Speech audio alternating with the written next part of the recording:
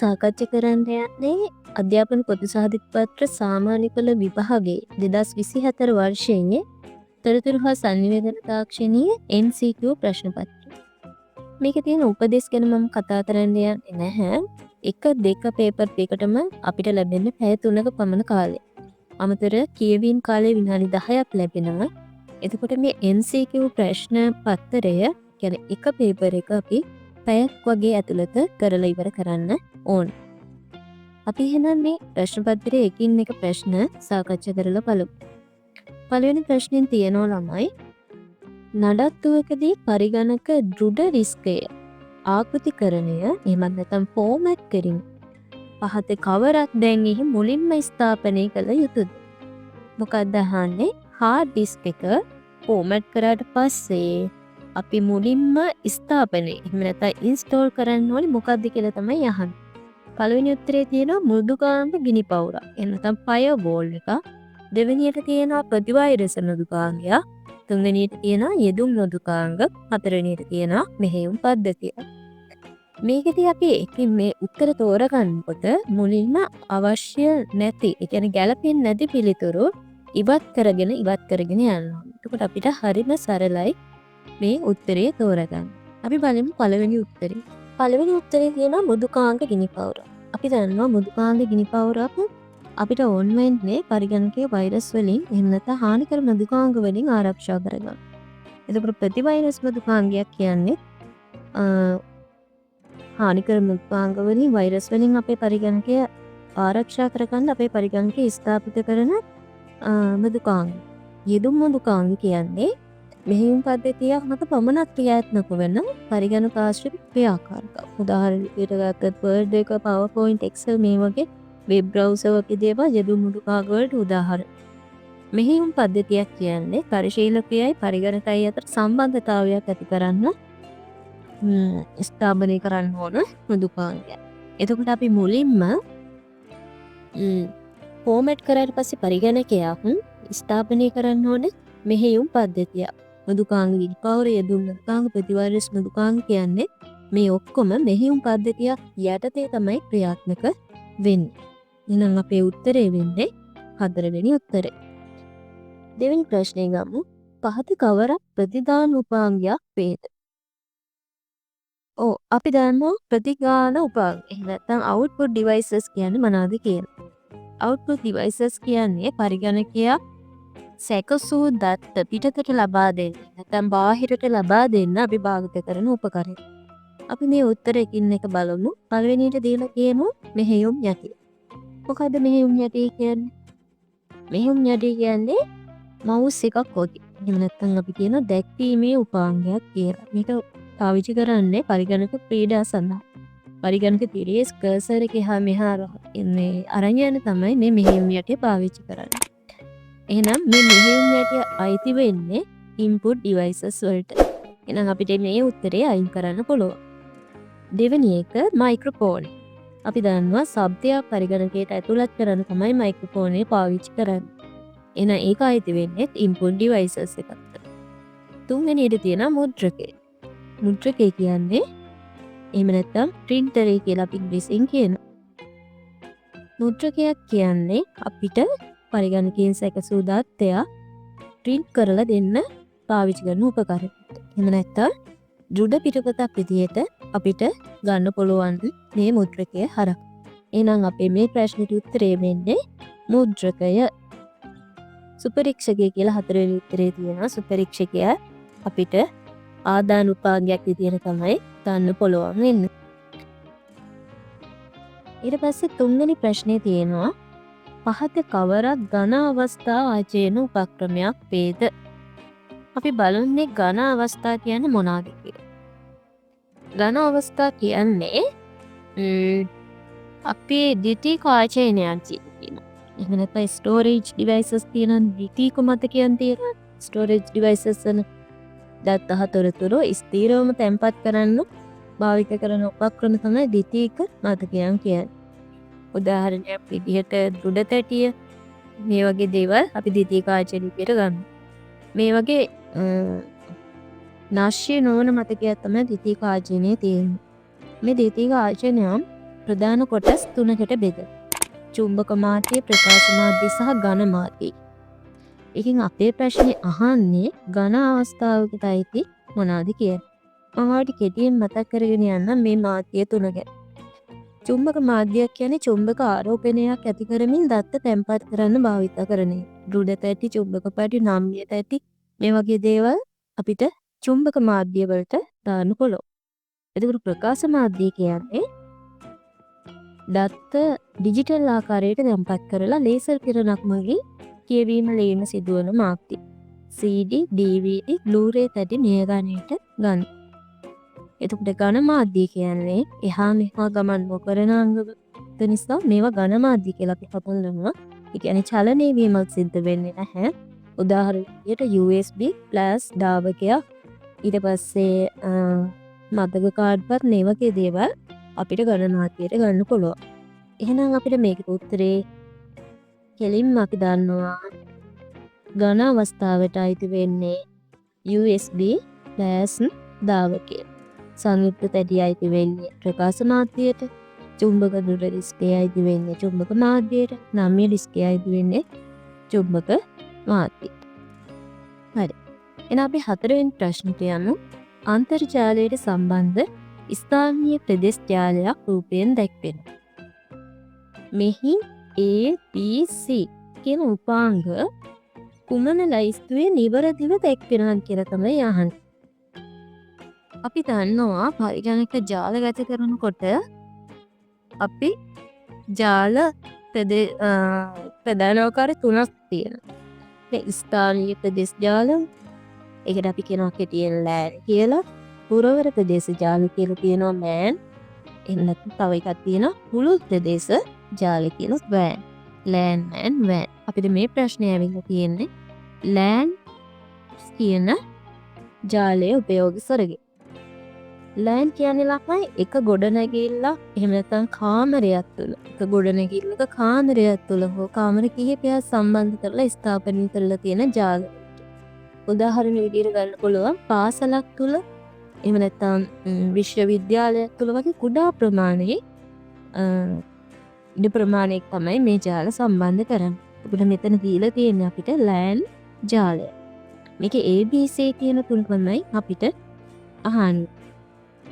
අපි දන්නවා ඒ කියන්නේ අපි පරිගණක එහෙම නැත්නම් සේවාදායක printer ජාලයට සම්බන්ධ සියලුම උපාංග අපි සම්බන්ධ කරන්නේ සුවිචයක් කරා. එහෙනම් අපි හොඳටම දන්නවා A කියන්නේ සුවිචය. එතකොට B කියන්නේ සුවිචයට සම්බන්ධ කරලා තියෙන උපාංගයක් ගුණ සේවාදායක.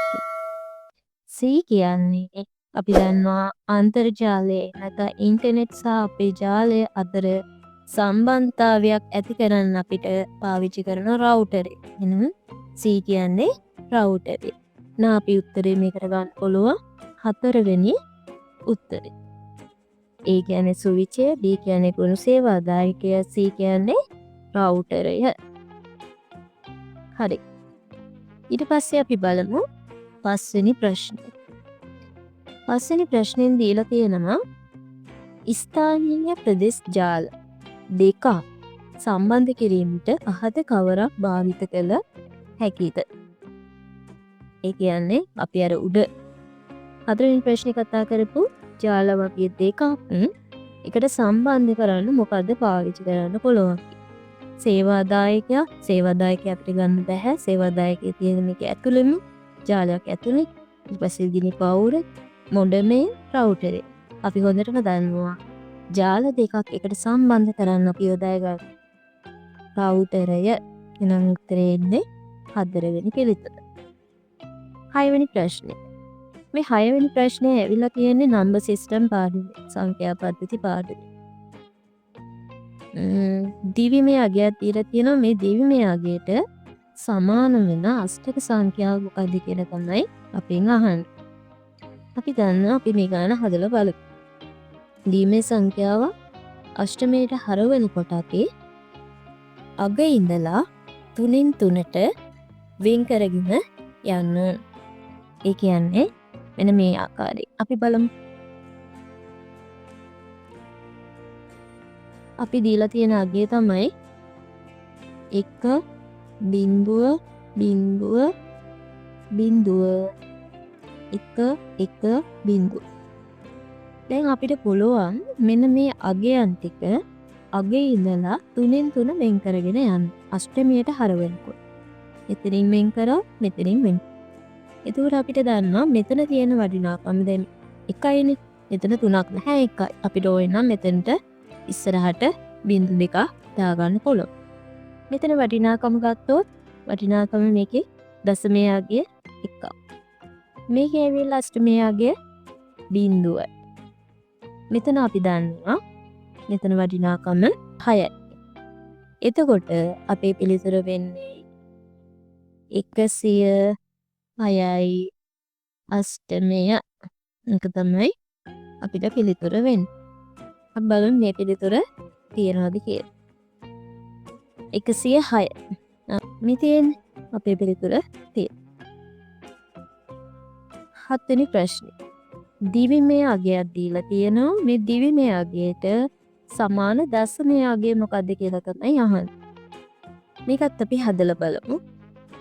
දිවිමය දශමයට හරව ගන්නකොට අපි දන්නවා දෙකේ බල විදියට ලියාගෙන අපිට හදා ගන්න පුළුවන්. නැත්නම් කෙටිම විදිහට මේ එකේ තියෙන අගයන් එකේ අගයන් දෙකයි තියෙන්නේ. ඒ නිසා අපිට එතන තියෙන බලය විතරක් අරගෙන අගය ගන්න පුළුවන්. ඒකට කාලය ඉතිරි කර ගන්න පුළුවන්. අපි බලමු මේක හදලා කොහොමද හදන්නේ කියලා.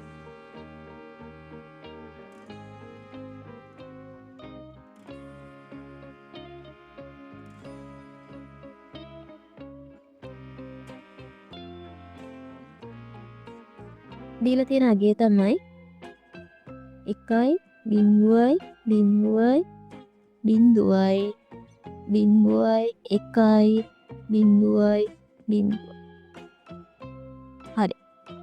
මේක ගත්තාම අපි දන්නවා මේ වගේ අගයක් දුන්නාම මේක දශමයට හරවන්න දෙකේ බල විදිහට අපි මෙහෙම ලියා ගන්නවා. දෙකේ බිංදුව පටන් ගන්නවා. දෙකේ 1 දෙකේ 2 දෙකේ 3 දෙකේ 4 දෙකේ 5 දෙකේ 6 දෙකේ 7. අපි දන්නා මෙතන දැන් වටිනාකමක් තියෙන්නේ 1 දෙකේ 7 වෙනි බලයයි දෙකේ 2 වෙනි බලයේ විතරයි. අනිත් ඒවා ඔක්කොගෙම වටිනාකම් බිංදුවයි. ඒ නිසා අපි ඒව හදන්න යන්නේ නැහැ. දෙකේ 7 වෙනි බලයේ වටිනාකම අපි දන්නවා 128යි. දෙකේ 2 වෙනි වටිනාකම 4. උද 128යි 4යි එකතු කරාම 132. පිළිතුර වෙන්නේ 132. අපි බලමු පිළිතුර තියෙනවා කියලා. ඔව් දෙවෙනි පිළිතුර තියෙනවා අපිට දීලා 132. හරි. 8 වෙනි ප්‍රශ්නයට යමු. 8 වෙනි ප්‍රශ්නේ කියලා තියෙනවා USB ෆ්ලෑෂ් ද්‍රාවකය පහත ගොනු ආචරණය කිරීමට රාණිට අවශ්‍යයි කියලා. රාණිට ඕනි වෙනවලු පෙන් ඩ්‍රයිව් එකකට පහත තියෙන ගොනු ටික සේව් කරගන්න නැත්නම් ස්ටෝරේජ් කරගන්න ඕන. දීලා තියෙන trees කියලා PDF ගුණයක් තියෙනවා MB 500. config කියලා ටෙක්ස්ට් ගුණයක් තියෙනවා bytes 537.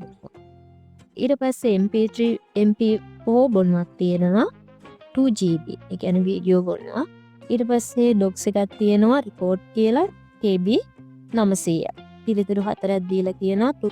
උදාහරණේ ඒවා ආචරණය කිරීමට සෑහෙන අඩුම ධාරිතාවයක් සහිත USB දා. අපිට highlight කරලා දීලා තියෙන අඩුම කියන්නේ. එතකොට අඩුම කියන්නේ අපිට වැඩිපුර එකක් ඕන වෙන්නේ නැහැ. උපරිම අඩුවෙන් අපිට ගන්න පුළුවන් එකයි මේකෙදි. හරි. මම මේක හදන විදිය පොඩ්ඩක් කියනද මේ ටික ඔක්කොම එකතු කරලා බැලුවාම අපිට හොයාගන්න පුළුවන් මේක උත්තරේ හරියට. හරි. අපි බලමු trees PDF එකට ඕනි වෙනවා. trees එකට ඕනි වෙනවා 500 MB. 500යි MB. ඒ කියන්නේ GB වලින් 500ක් MB කියන්නේ 0.5 5 GB. 0.5 GB. මෙතන දශම තිත තියෙනවා GB. GB. ඊට පස්සේ ටෙක්ස්ට් ෆයිල් එකට තියෙනවා ටෙක්ස්ට් එකට config කියන එකට අපිට තියෙනවා 534 බයිට්. 534 බයිට් තියෙනවා. ඒ කියන්නේ මේකේ GB ප්‍රමාණයක් නැහැ. අපිට පුළුවන් මේක ඉග්නෝ කරලා දාන්න. පොඩි බයිට් ප්‍රමාණයක්. ඒ නිසා ලොකු ඊට ප්‍රමාණයක් අපිට පෙන් එකේ ගන්නෙ නැහැ. තුන්වෙනිට MP4 ෆයිල් එකට අපිට තියෙනවා 2GB වෙන් කරලා. 2GB කියන්නේ ලොකු ඊට ප්‍රමාණය. ඊට පස්සේ docs කියන ෆයිල් එකට docs එකට තියෙනවා ඊයද 900ක් 900ක් KB තියෙන. එහෙනම් මෙතන GB 0.001ක් 0.001ක් තමයි. කියන්නේ අපිට මේකත් ඉග්නෝ කරන්න පුළුවන්. මෙතන එකත් ඉග්නෝ කරන්න පුළුවන්. එතකොට අපිට සම්පූර්ණයෙන්ම තියෙන්නේ 2.0.5 2.0.5 කියන GB කියන්නේ 2.5ක් තමයි අපිට ඕන වෙන්නේ GB. එහෙනම් අපි බලමු මේ වගේ උත්තර වලින් මොන උත්තරයටද යන්න පුළුවන්. මේ ඔක්කොම අපිට එතකොට සේව් කරන්න ඕනේ pen drive එකක් 2.5ක GB. එතකොට පළවෙනි උත්තරේ අපිට ගන්න වෙන්නේ නැහැ 2GB. එතකොට අඩුයි. දෙවෙනි උත්තරේ තියෙනවා 4GB. අපි බලමු ඊළඟ උත්තරේ. තුන්වෙනිට තියෙනවා 8GB එක. හතරවෙනිට තියෙනවා 16ක් තියෙන ධාරිතාවයේ තියෙන පෙන් එක. එහෙනම් අපිට මේකෙන් ඕන වෙන අඩුම ධාරිතාවයක් සහිත එක කියවන්නේ දෙවෙනි පිළිතුර 4GB කියලා. හරි අපි 9 වෙනි ප්‍රශ්නේ බලමු. පහත P සහ Q වගන්ති සලකන්න. P කෙනෙකු සංඛ්‍යාංක පරිගණකයට නැත්නම් ඩිජිටල් කම්පියුටර් එකකට යම් අනුලක්ෂණයක්. ඒ අනුලක්ෂණය AI සිතන්න කියලා තියෙනවා. ඇතුළත් කළ විට එය බිඳුව සහ එකෙන් සෑදුණු විශේෂිත රටාවකට පරිවර්තනය වේ. ඔවුලම් අපි පරිගණකයට මොකක් හරි අකුරක් ඉලක්කමක් පින්තූරයක් මේ ඕනෙම දෙයක් ඇතුළත් කරාම මේක පරිගණකය හඳුනාගන්නේ බිඳුව සහ එක කියන අගයන් වලින්. එතකොට පළවෙනි ප්‍රකාශනය හරි.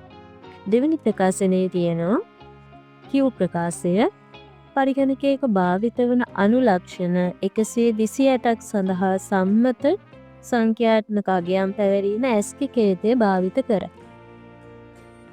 හරි.